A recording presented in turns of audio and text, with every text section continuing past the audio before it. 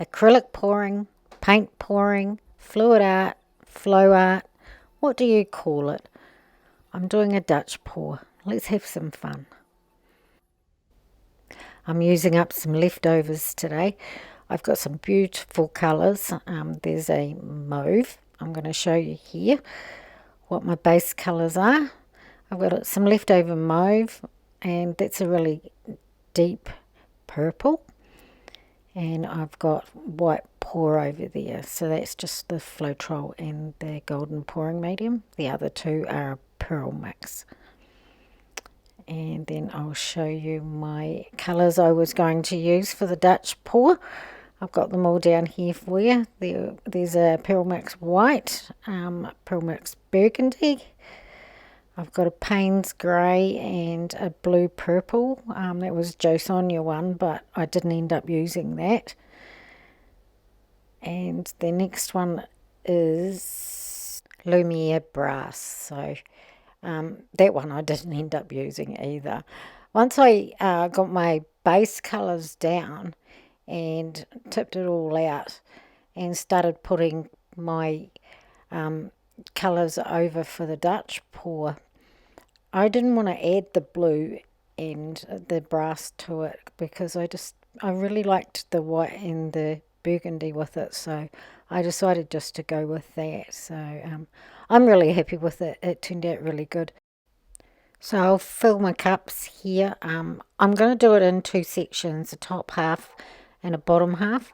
The top half is going to have mostly the mauve. The bottom half will have mostly the deep purple. So, and when I do the deep purple, I just throw it on. I really don't know why I did that, but I just did it. Worked out good. So, you don't try these things, you never know, do you? So I'll let you listen to some music. I hope you enjoy, and I'll see you at the end.